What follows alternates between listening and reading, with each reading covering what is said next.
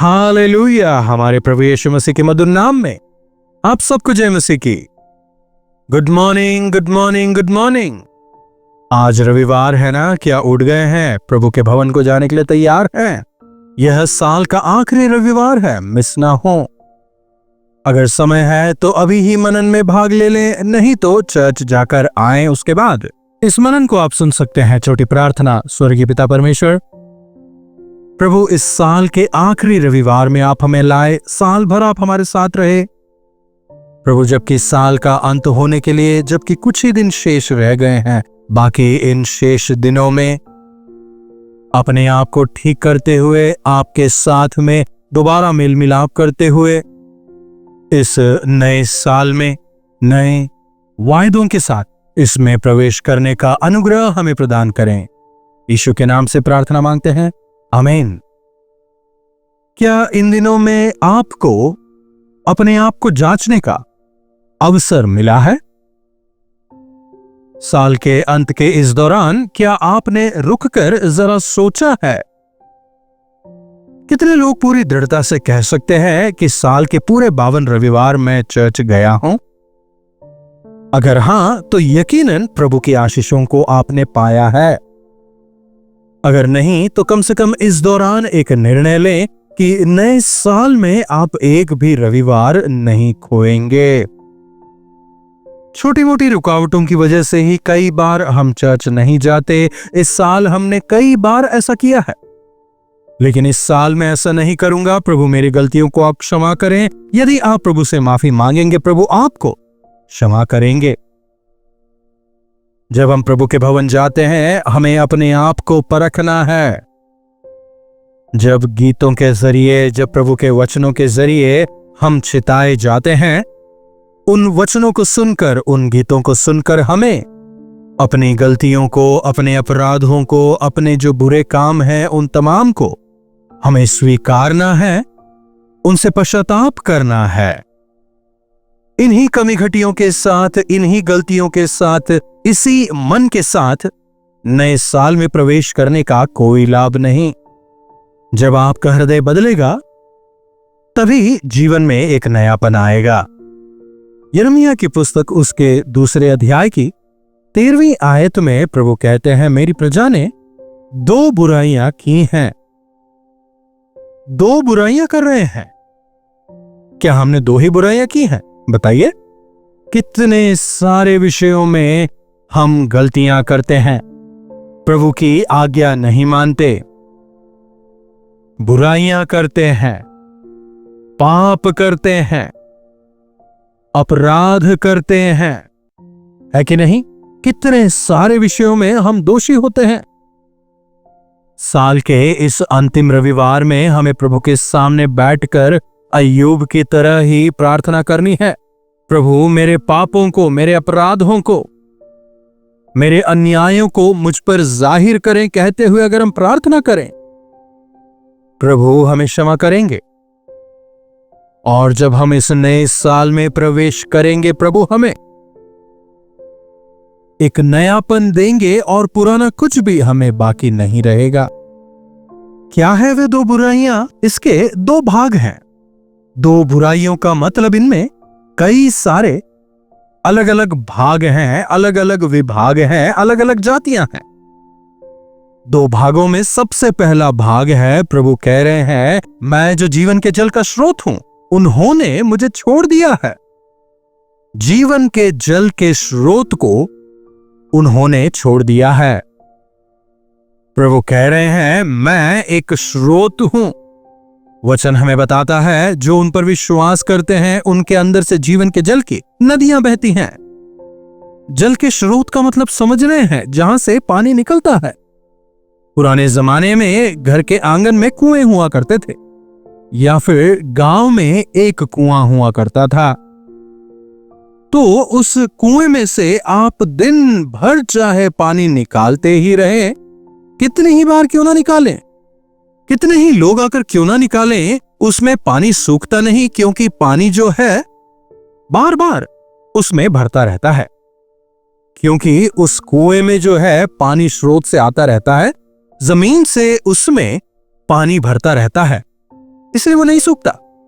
प्रभु कह रहे हैं मैं जीवन के जल का स्रोत हूं, केवल पानी का स्रोत नहीं, जीवन के जल का स्रोत। हालेलुया, जीवन देने वाला स्रोत। जो कोई मुझसे पिएगा वो दोबारा प्यासा नहीं होगा, प्रभु सामरी स्त्री से कहते हैं। और प्रभु हमें इसी जल से, जीवन के जल से हमें मामूर करना चाहते हैं। हमें ऐसा भरना चाहते हैं कि हमारे अंदर से वो जल निकलने लगे। उतना ही नहीं, वे हमें मुफ्त में यह दे रहे हैं। आजकल पानी के लिए भी हमें दाम चुकाना पड़ रहा है। आजकल हर किसी चीज के लिए हमें दाम चुकाना पड़ रहा है। कुछ एक दिनों में हमें हवा भी खरीदनी पड़ जाएगी।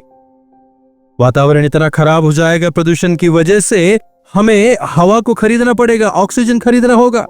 आज ही देख लीजिए, कई लोगों के लंग्स खराब हो गए हैं। लेकिन प्रभु यहां पर हमें जीवन के जल का स्रोत जो है वो मुफ्त में दे रहे हैं। लेकिन आज हम क्या कर रहे हैं? हमने उस जीवन के जल के स्रोत को छोड़ दिया है और संसार में जो जल हमें मिल रहा है उसे दाम देकर हम पी रहे हैं और अपने स्वास्थ्य को खराब कर रहे हैं। उन्होंने बहते जल के सोते को त्याग दिया है और क्या कह रहे हैं? उन्होंने होद बना लिए हैं, वरन ऐसे होद जो टूट गए हैं और जिनमें जल नहीं रह सकता। आप नहीं चाहिए, आपके जीवन का जल हमें नहीं चाहिए कहकर प्रभु को छोड़ दिया और हम हमारे लिए टैंक्स बनवाएंगे। हमें बहता जल नहीं चाहिए, हम टेक्नोलॉजी का इस्तेमाल करेंगे, बोरवेल खुदवाएंगे और टैंक हमारे लिए बनवाएंगे। आज यही हो रहा है ना, बोरवेल खुदवा लेते हैं और नीचे से आने वाले पानी में कितने सारे केमिकल होते हैं ना। फिर उसके बाद कॉर्पोरेशन वाटर हमें मिलता है, उसमें भी कई बार कंटामिनेशन हो जाता है और उस पूरे इलाके के जो लोग होते हैं वो बीमार हो जाते हैं। प्रभु अगर हमें स्वच्छ पानी, बहते पानी से तृप्त करना चाहते हैं तो उन्हें मना करके हम अपने पानी के स्रोत की तलाश में हैं। हम बोरवेल खुदवाते हैं, आरओ लगवाते हैं, प्यूरिफाई वाटर, और उसके द्वारा कई सारी बीमारियां। पानी हमारे लिए कितना आवश्यक है। हमारा शरीर का आधे से ज्यादा भाग पानी है। पानी हर एक चीज के लिए काम में आता है, सफाई के लिए। प्रभु कह रहे हैं मैं तुम्हें बहता जल दूंगा। बहता हुआ जल जो है वो हमेशा साफ पानी होता है। It is fresh, it is not stagnant. पानी कितना ही अच्छा क्यों ना हो, अगर वो रुका हुआ हो तो खराब हो जाएगा, उसमें बदबू आने लगेगी। प्रभु हमें बहते जल से तृप्त करना चाहते हैं, लेकिन हम क्या कह रहे हैं? मना करते हैं।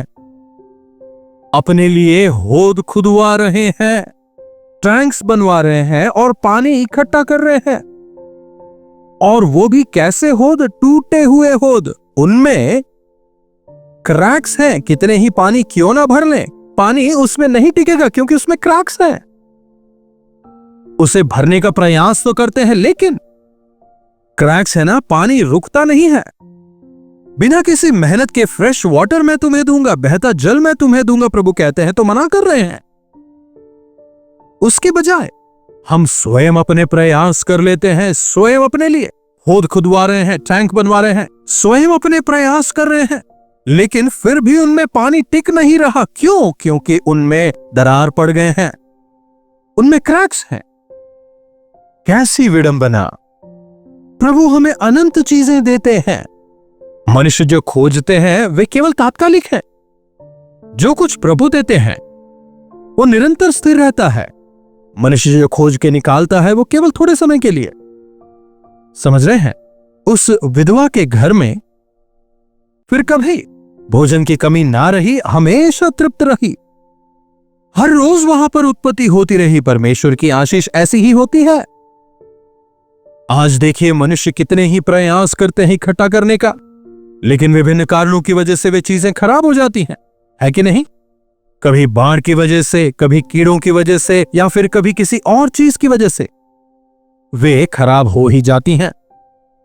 प्रभु कह रहे हैं मैं तेरी रक्षा करूंगा, तू मुझ पर विश्वास कर। यहोवा इरे, तुझे कब क्या चाहिए मैं जानता हूं, मुझ पर विश्वास कर, मैं तुझे प्रदान कराऊंगा। विपत्ति के समय तू मुझे पुकार और मैं तेरी सुनकर तुझे उत्तर दूंगा। जो तुझे चाहिए उसे देकर तुझे तृप्त करूंगा, क्योंकि तू मेरा संतान है, क्योंकि तू मेरा बेटा है, तू मेरी बेटी है। मैंने तुझे अपने लहू से खरीदा है, तू मेरा है, मैं तुझसे प्रेम करता हूं, मैंने तेरे लिए जीवन दिया है, तू मेरे पास आ। प्रभु अगर कह रहे हैं, हम कहते हैं नहीं, हम अपनी मर्जी करना चाहते हैं। हम हमारे लिए टैंक्स बनवाएंगे, होद खुदवाएंगे, चाहिए तो वाटर बॉटल खरीद लेंगे। पानी के जो बॉटल हैं अधिकतर प्लास्टिक के होते हैं ना, वो प्लास्टिक की वजह से वो पानी कंटामिनेट हो जाता है और उसकी वजह से कई सारी बीमारियां हो सकती हैं, लेकिन फिर भी हमें वो ही पानी के बोतल चाहिए ना। इंसानों को लगता है वे समझदार हैं, लेकिन उनकी समझदारी भी मूर्खता है। आज हम समझ पा रहे हैं, परमेश्वर की शांति को छोड़कर संसार में शांति की तलाश आज इंसान कर रहा है। प्रभु की भरपूरी को छोड़कर हम संसार में शराब व अन्य चीजों में मदहोश होना चाहते हैं। शराब इंसान क्यों पीता है? ताकि उसे नशा हो, और उस नशे में उसे ऐसा लगता है मानो वो उड़ रहा है और उसे अच्छा लगता है, लेकिन उसे यह समझ नहीं आता वो मजा थोड़ी देर का है। लेकिन प्रभु जो भरपूरी हमें देते हैं वो जिंदगी भर की भरपूरी है। जब हम अपने आप को प्रभु को समर्पित करते हुए जीवन बिताते हैं, तब प्रभु की भरपूरी को अपने जीवन में हम पा सकते हैं। साल भर आपने मेहनत की, पैसा कमाने का प्रयास किया, अंत में कितना बच गया है बताइए? आज दिसंबर 28 है ना, बैलेंस कितना है?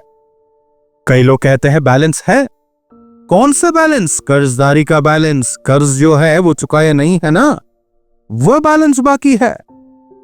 इतनी मेहनत करके, यहां तक कि रविवार को भी चर्च नहीं गए, काम किया, इतना मेहनत करके जो पैसा कमाया कहां है? कुछ भी नहीं बचा। कर्ज चुकाने में चला गया, इंटरेस्ट देने में चला गया, हॉस्पिटल का बिल भरने में चला गया, टूटे हुए होद में पानी भरने का प्रयास कर रहे हैं। सुबह से लेकर रात तक बिना परमेश्वर के आप कितना ही कुछ भी करने का प्रयास क्यों ना कर ले, उसमें आशीष नहीं होगी। वह ऐसा ही होगा मानो टूटे हुए होद में पानी भरना। जीवन भर मेहनत करते हैं, क्या आनंद से जीने पा रहे हैं? क्या जीवन में शांति है? क्या जीवन में तृप्ति है? क्या तसल्ली से भोजन करने पा रहे हैं? क्या परिवार के साथ में समय गुजारने पा रहे हैं? सोच करके देखिए। हमें तसल्ली देने वाले प्रभु हैं। प्रभु कह रहे हैं, अपना बोझ मुझ पर डालो, मैं तुम्हारे बोझ को उठाऊंगा। बिना प्रभु के कितनी ही मेहनत क्यों ना कर लें, आपकी सारी मेहनत विफल ही रहेगी। पतरस कहता है ना, प्रभु हमने बहुत मेहनत की, जाल फेंका निकाला, लेकिन कुछ भी हासिल नहीं हुआ। इतनी मेहनत की, इतनी कोशिशें की, लेकिन फिर भी कुछ भी हासिल नहीं हुआ। लेकिन जब प्रभु की आज्ञा मानी, प्रभु के कहे अनुसार जब वे जाल फेंकते हैं, जाल फटने जितनी मछलियां उन्हें मिलती हैं। प्रभु बहते जल का स्रोत हैं, उन्हें ना छोड़ें। वे संसार के आरओ वाटर की तरह नहीं है, वे फ्रेश वाटर हैं। वे इस संसार की तरह कृत्रिम नहीं है, वे एकदम वास्तविक हैं, एकदम शुद्ध हैं। अगर आप बहते जल के स्रोत के पानी को पिएंगे तो आपका शरीर एकदम तंदुरुस्त रहेगा, बीमारी वगैरह से आप बचे रहेंगे। इस नए साल में प्रवेश करने से पहले क्यों ना आप अपने आप को प्रभु के हाथों में सौंपें। प्रभु से कहें, प्रभु मैंने बहते हुए जल को छोड़कर इस संसार की कृत्रिम चीजों को ज्यादा स्थान दिया, उनके पीछे मैं भागा, मैंने अपने आप के लिए होद खोद कर बनाए, टैंक खोद कर बनाए। प्रभु मुझे क्षमा करें और इस नए साल में मेरी मदद करें कि मैं आपका खोजी हो जाऊं। मेरी प्रजा ने 2 बुराइयां की हैं, मुझ बहते जल के स्रोते को उन्होंने त्याग दिया और अपने लिए होद खोद कर बना लिए जो टूटे हुए हैं, इसलिए कमी घटी में जीवन बिता रहे हैं। इस नए साल में अगर आपकी कमी घटियों को दूर होना है, अगर आप भरपूरी में जीवन बिताना चाहते हैं, तो अपनी गलतियों से पश्चाताप करें। प्रभु से कहें, प्रभु मुझे क्षमा करें। अगर हम हमारी गलतियों को मानकर उनसे पश्चाताप करें तो ये हमें हमारे सब अपराधों से शुद्ध करेंगे। क्या समर्पण करना चाहेंगे? प्रार्थना। महापवित्र पिता परमेश्वर, कभी एक बार फिर से आपके वचनों के लिए आपका धन्यवाद। हाँ प्रभु, हमने गलतियां की हैं, हमने बुराइयां की हैं, हमने हमारे लिए होद खोद लिए। बहते जल के स्रोत को छोड़कर हम कृत्रिमता के पीछे भाग गए और आज हमने अपने आप को खराब कर लिया है। प्रभु, आज हम हमारी गलतियों को मानते हैं, हमें क्षमा करें, अपने लहू से धोकर हमें शुद्ध और पवित्र करें और हमारी मदद करें कि हम दोबारा कृत्रिमता के पीछे ना भागें, बल्कि आप में दृढ़ खड़े होकर इस संसार में आपके गवाह होकर जीने का अनुग्रह दें। यीशु के नाम से प्रार्थना मांगते हैं, आमीन। अब हमारे पिता परमेश्वर का प्रेम, प्रभु यीशु मसीह का अनुग्रह, पवित्र आत्मा की संगति और सहभागिता हम उस प्रत्येक के साथ सदा सर्वदा बनी रहे, आमीन। प्रभु परमेश्वर की महिमा हो। अपने प्रार्थना विषयों को आप हमें 9884907779 पर व्हाट्सएप वॉइस मैसेज या फिर टेक्स्ट के जरिए भेज सकते हैं। हम आपके लिए प्रार्थना करेंगे। यदि इन कार्यक्रमों के जरिए आपने आशीष पाई है और अगर पवित्र आत्मा आपको इस सेवकाई में भाग लेने के लिए प्रेरित करते हैं तो आप हमें व्हाट्सएप करें, हमारी टीम आपसे संपर्क करेगी। तमाम जानकारियां आपको मुहैया कराई जाएंगी। हम मिलकर प्रभु की सेवा में आगे बढ़ेंगे। इन्हीं वचनों के साथ आज मैं आपसे विदा लेता हूं। दोबारा मिलने तक प्रभु का अनुग्रह हम सबों पर निरंतर बना रहे। कल्वरी दर्शन, ये है प्रेम के दर्शन, यीशु प्रेम के दर्शन। कल्वरी दर्शन, ये है प्रेम के दर्शन, यीशु प्रेम